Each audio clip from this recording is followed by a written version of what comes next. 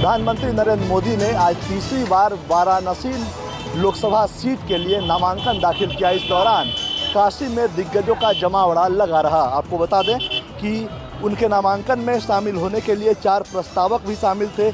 इसमें गणेश्वर शास्त्री द्रविड़, बैजनाथ पटेल, लालचंद कुशवाहा व दलित समाज के संजय सोनकर शामिल रहे। गणेश्वर शास्त्री ने रामलला की प्राण प्रतिष्ठा का मुहूर्त निकाला था, जबकि बैजनाथ पटेल जनसंघ के समय के कार्यकर्ता हैं। पीएम के नामांकन के कार्यक्रम में कलेक्ट्रेट कार्यालय में भाजपा के राष्ट्रीय अध्यक्ष जेपी नड्डा, केंद्रीय मंत्री राजनाथ सिंह, अमित शाह, उत्तर प्रदेश के मुख्यमंत्री योगी आदित्यनाथ, प्रदेश अध्यक्ष भूपेंद्र चौधरी, केंद्रीय मंत्री रामदास अठावले, हरदीप पुरी, पूर्व मुख्यमंत्री चंद्रबाबू नायडू, लोजपा प्रमुख चिराग पासवान, जीतन राम मांझी, उपेंद्र कुशवाहा, यूपी में एनडीए के घटक लोक दल के अध्यक्ष जयंत चौधरी, अपना दल अनुप्रिया पटेल, निषाद पार्टी के संजय निषाद, सुभाषपा के ओम प्रकाश राजभर और एलजेपी के पशुपति पारस भी मौजूद रहे। इसके बाद प्रधानमंत्री नरेंद्र मोदी रुद्राक्ष कन्वेंशन सेंटर में गए, जहां बीजेपी के तमाम दिग्गज जुटे हुए थे और वहां उन्होंने वाराणसी और खासकर पूर्वांचल इलाके में कैसे बड़ी जीत दर्ज करनी है,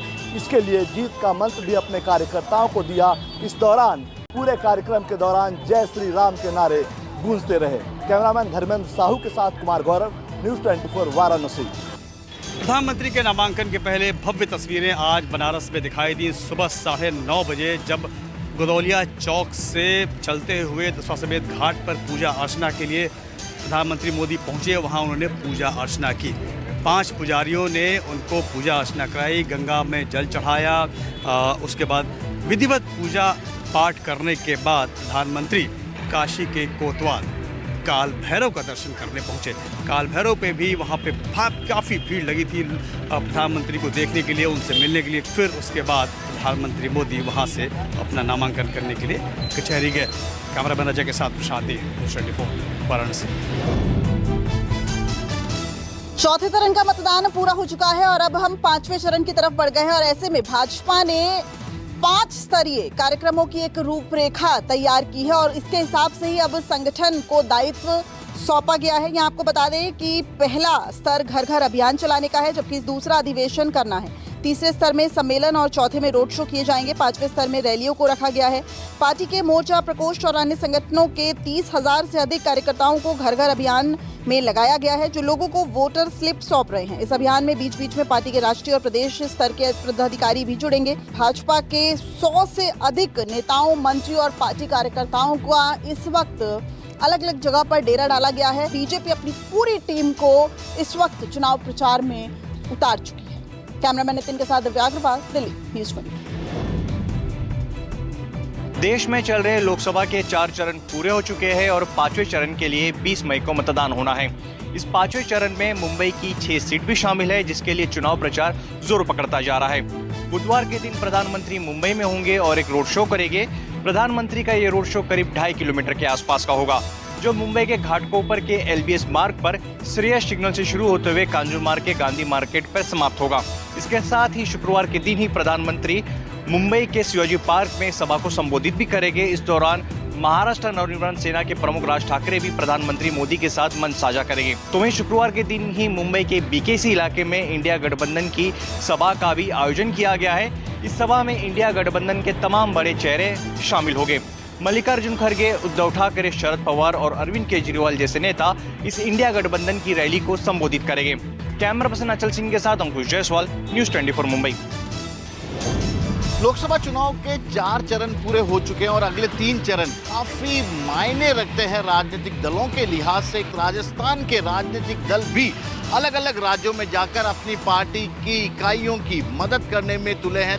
राजस्थान कांग्रेस की तरफ से जहां अशोक गहलोत और सचिन पायलट जैसे कद्दावर नेताओं को अमेठी और रायबरेली की कमान सौंपी गई है, वहीं रघु शर्मा, हरीश चौधरी, अशोक चांदना जैसे जातिगत बड़े नेताओं को भी उनके जातिगत समीकरणों के हिसाब से अलग अलग राज्यों में भेजा गया है। वहीं बीजेपी की तरफ से देखा जाए तो मुख्यमंत्री भजन लाल शर्मा ने पार्टी की प्रचार की कमान अलग अलग राज्यों में संभाल रखी है। वे लगातार दौरे कर रहे हैं। आंध्र प्रदेश तेलंगाना का चुनाव खत्म होने के बाद अब वे उत्तर प्रदेश, हरियाणा और दूसरे राज्यों की तरफ गए हुए थे और वहां पर ये चुनाव प्रचार लगातार कर रहे हैं। राजस्थान के मंत्रियों को भी बड़ी जिम्मेदारी दी गई है और राजस्थान बीजेपी की तरफ से करीब 40 से भी ज्यादा बड़े नेताओं को अलग अलग राज्यों में चुनाव प्रचार के लिए भेजा गया है। फिलहाल तो यही देखना है कि राजस्थान के ये नेता अगले 3 चरण में प्रवासी राजस्थानियों को कितना लुभा पाते हैं, अपने अपने पार्टी के पक्ष में मतदान करने के लिए कितने मना पाते हैं।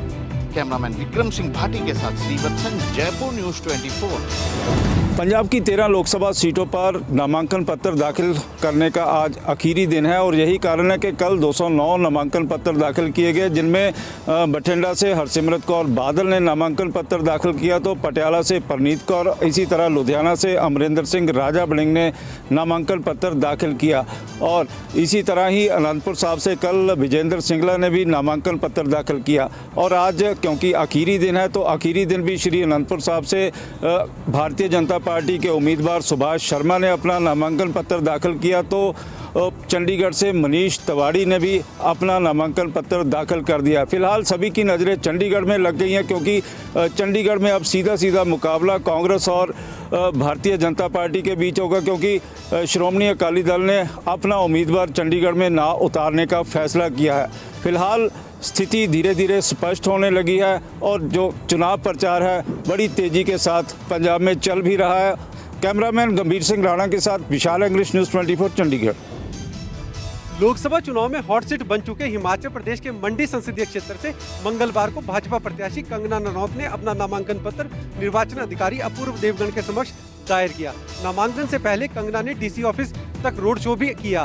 रोड शो में भाजपा के कार्यकर्ता नाचते गाते नारे लगाते हुए उपायुक्त कार्यालय के गेट तक पहुंचे। रोड शो के माध्यम से कहीं न कहीं भाजपा ने हाल ही में हुई कांग्रेस की नामांकन रैली का जवाब देने का प्रयास भी किया। इसके बाद कंगना रनौत ने पूर्व सीएम एवं नेता प्रतिपक्ष जयराम ठाकुर, भाजपा प्रदेश अध्यक्ष डॉक्टर राजीव बिंदल और अपनी माता संघ निर्वाचन अधिकारी के समक्ष पहुंचकर अपना नामांकन पत्र दाखिल किया। कंगना ने कहा कि आज उनके नामांकन को लेकर पूरे मंडी संसदीय क्षेत्र में उत्सव जैसा माहौल देखने को मिल रहा है। लोगों में इस बात को लेकर अधिक उत्साह है कि मंडी की बेटी आज चुनाव मैदान में है और उसे हर हाल में विजय बनाना है। कंगना रनौत ने कहा कि यह उनका सौभाग्य है कि उन्हें आज विश्व की सबसे बड़ी पार्टी के प्रत्याशी के रूप में चुनाव लड़ने का मौका मिला है। बॉलीवुड में बहुत सफलता मिली है और उम्मीद है कि राजनीति के क्षेत्र में भी उन्हें सफलता मिलेगी। राजेश शर्मा, मंडी, न्यूज़ 24।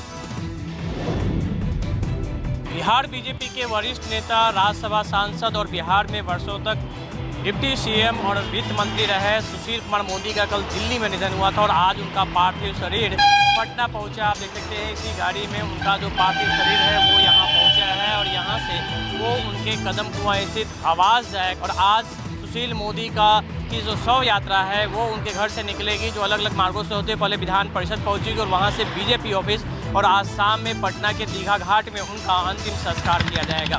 सुशील मोदी को लेकर प्रधानमंत्री से लेकर मुख्यमंत्री तक सभी लोगों ने संवेदना जताई और जिस तरीके से मुख्यमंत्री नीतीश कुमार ने कहा कि उन्होंने अपना व्यक्तिगत और सबसे अच्छा दोस्त खो दिया है और आज उनका सारा कार्यक्रम रद्द कर दिया गया है, क्योंकि निधन की खबर के बाद से उनको सदमा पहुंचा और बीमार उनकी तबीयत खराब हो चुकी और यही वजह है कि वो प्रधानमंत्री के नामांकन में भी नहीं जा सके हैं।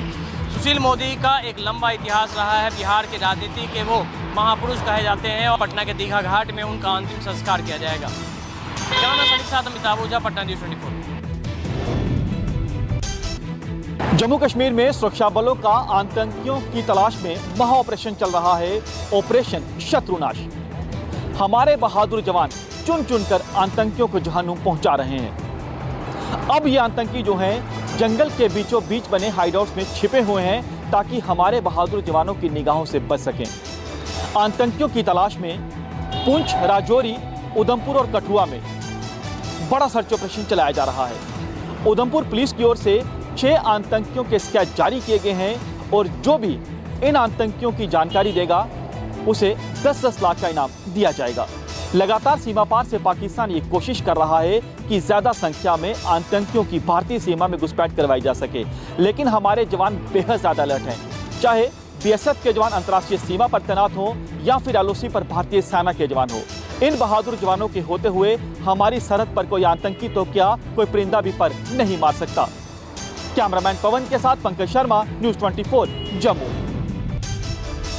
दिल्ली में एक बार फिर से आया मेल और फिर से दिल्ली पुलिस को करनी पड़ी कड़ी मशक्कत। दरअसल एक बार फिर से दिल्ली के अस्पतालों में मेल रिसीव हुआ जिसमें कहा गया कि दिल्ली के 4 बड़े अस्पतालों में बम रखे होने की सूचना दी गई, जिसके बाद पुलिस के अलावा bomb disposal squad, dog squad मौके पर पहुंचे और एक लंबा तलाशी अभियान चलाया गया। लेकिन उसके बाद इन सभी कॉल्स को हॉक्स करार दिया गया है, यानी कि ये एक बार फिर से उसी तरीके की साजिश रची गई जैसे कुछ दिनों पहले हमने देखा था दिल्ली के कई स्कूलों में एक साथ जो है वो बम होने की लेकर जानकारी मेल के जरिए दी गई थी, स्कूलों को धमकी दी गई। कई एजेंसीज इस मामले की जांच कर रही हैं कि आखिर कौन है जो लगातार इस तरह की अफवाहें फैला रहा है और पूरे सिस्टम को हैक करने की कोशिश चल रही है। तो बहरहाल जो जानकारी मिल रही है, जो अभी तक की जांच हुई है, उसके मुताबिक रशियन सर्वर के ज़रिए इस तरह के मेल्स भेजे जा रहे हैं और एजेंसी जो है वो लगातार उस शख्स की तलाश करने में जुटी है कि जो लगातार इस तरह की अफवाहें फैला रहे हैं।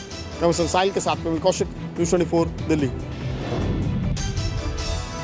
घाटकोपर में पेट्रोल पंप पर होर्डिंग गिरने से मरने वालों की संख्या 14 तक पहुंच गई है और ये संख्या और भी बढ़ सकती है। लेकिन इस घटना पर सियासत भी शुरू हो गई है।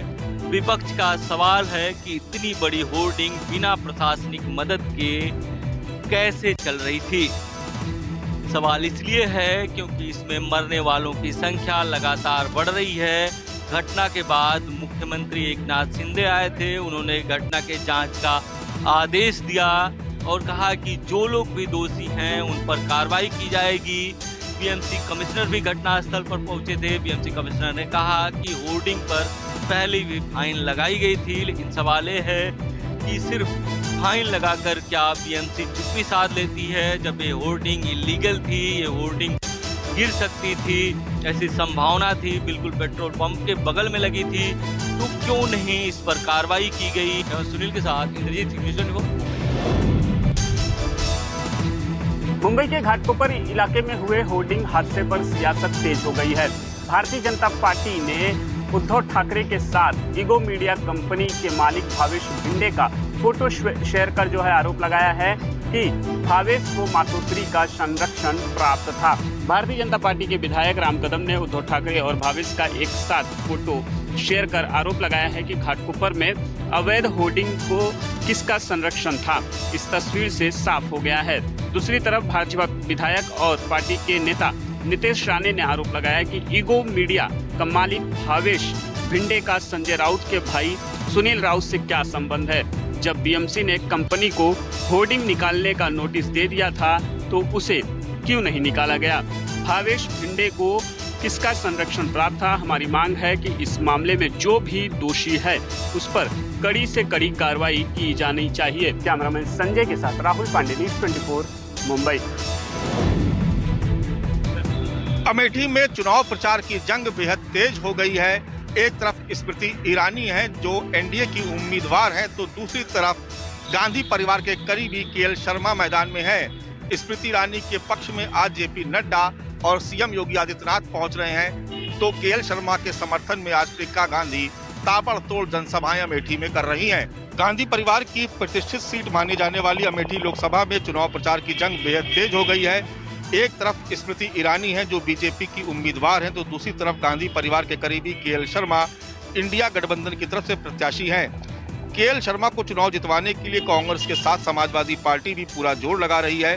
खुद प्रियंका गांधी आज अमेठी में लगातार चुनाव प्रचार कर रही हैं। वहीं दूसरी तरफ इस सीट पर कब्जा जमाए रखने के लिए स्मृति ईरानी के पक्ष में चुनाव प्रचार करने के लिए बीजेपी के राष्ट्रीय अध्यक्ष जेपी नड्डा और सीएम योगी आदित्यनाथ भी पहुंच रहे हैं। 2019 के लोकसभा चुनाव में राहुल गांधी यहां पर स्मृति ईरानी से 50,000 से ज्यादा मतों से हार गए थे, इसलिए इस बार कांग्रेस यहां पर पूरा जोर लगा रही है। कैमरा पर्सन मिंटू सिंह के साथ मानस श्रीवास्तव, न्यूज़ 24। गंगोत्री यमुनोत्री के कपाट खुलने के बाद से लगातार पंडा समाज सरकार और जिला प्रशासन के विरोध में है। पंडा समाज का कहना है कि सरकार यात्रियों को पर्याप्त सुविधा देने में विफल होती हुई नजर आ रही है, जिसके चलते यात्री धामों के दर्शन समय पर नहीं कर पा रहे हैं। 10 मई को गंगोत्री यमुनोत्री धाम के कपाट खुलने के बाद यात्रा का आज 5वां दिन है, लेकिन श्रद्धालुओं को सुविधा देने में जिला प्रशासन सफल नहीं हो पाया है। कहीं धाम परिसर श्रद्धालुओं की भीड़ से खाली है, तो कई किलोमीटर जाम से फंसे वाहनों की लंबी कतारें भी लगी हुई हैं। ऐसे में गंगोत्री यमुनोत्री के पंडा समाज ने जिला प्रशासन से लेकर प्रदेश सरकार का विरोध करना शुरू कर दिया है। तीर्थ प्रयोजकों का कहना है कि सरकार अपनी यात्रा व्यवस्था को वापस लेकर समिति को व्यवस्था सौंप दे, ताकि यात्रा सुचारू हो सके। पंडा समाज ने यहां तक आरोप लगाए हैं कि यात्रियों के वाहनों पर गेट सिस्टम लागू होने से श्रद्धालुओं को बेवजह रोककर कई किलोमीटर जाम भी लगाया जा रहा है। बहरहाल प्रदेश की सरकारी मशीनरी सीएम धामी के नेतृत्व में लगातार व्यवस्थाओं को बनाने के लिए एड़ी चोटी का जोर लगा रही है, लेकिन ये व्यवस्थाएं धरातल पर कब उतर पाएंगी, इसको लेकर कुछ कहा नहीं जा सकता। गढ़वाल से अमित रतूड़ी, न्यूज़ 24। पीओके में लगातार पाकिस्तान की सरकार के खिलाफ विरोध प्रदर्शन किया जा रहा है और अब ये प्रदर्शन उग्र रूप धारण कर चुका है। पीओके के नागरिक ये प्रदर्शन कर रहे हैं महंगाई और पाकिस्तानी सरकार के अत्याचार के खिलाफ। वहां पर आम लोगों को मूलभूत सुविधाएं नहीं मिल रही हैं, जिसमें बिजली, पानी, शिक्षा, स्वास्थ्य सबसे अहम है। लोग लगातार पाकिस्तान की सरकार, पाकिस्तानी सेना के खिलाफ मोर्चा खोले हुए हैं और पाकिस्तान की सरकार की ओर से अब पीओके में पाकिस्तानी सेना, पाकिस्तानी रेंजर और एसएसजी कमांडो की तैनाती की गई है। 10 से ज्यादा पीओके के नागरिक की जान जा चुकी है और सैकड़ों लोगों को गिरफ्तार किया है, कईयों को हिरासत में लिया गया है। सरकार की कोशिश है कि इन आम नागरिकों की आवाज को दबाया जाए, लेकिन लगातार जो पीओके के नागरिक हैं वो सरकार के खिलाफ हमला बारूद अपनाए हुए हैं। कैमरामैन पवन के साथ पंकज शर्मा, न्यूज़ 24 जम्मू।